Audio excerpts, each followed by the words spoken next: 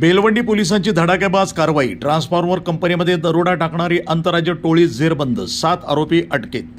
श्रीगोंदा तालुक्यातील कोळगाव शिवारातील चिखली घाट परिसरामध्ये असलेल्या ट्रान्सफॉर्मर रिपेअरिंग वर्कशॉपमध्ये दरोडा टाकणाऱ्या आंतरराज्य टोळीचा बेलवंडी पोलिसांनी पर्दाफाश केला आहे। या प्रकरणामध्ये 7 सराईत आरोपींना अटक करण्यात आली असून ते मूळ उत्तर प्रदेश आणि बिहार राज्यातील रहिवासी आहेत।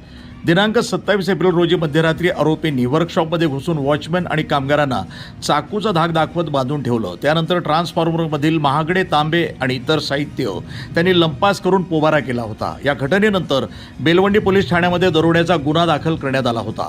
तांत्रिक विश्लेषण, सीसीटीव्ही आणि गुप्त माहितीच्या आधारे पोलिसांनी तपासाची चक्रे फिरवत 7 आरोपींचा सहभाग उघडकीस आणला। आरोपी सध्या अन्य गुन्ह्यामध्ये शिक्रापूर पोलिसांच्या ताब्यात असल्यानं न्यायालयाच्या परवानगीनंतर त्यांना बेलवंडी पोलिसांनी ताब्यात घेतलंय। या टोळीनं महाराष्ट्रातील इतर भागातही अशाच प्रकारचे गुन्हे केले आहेत का याचा पुढील तपास सुरू आहे। वृत्त संपादन विभाग, न्यूज टुडे 24, अहिल्यानगर।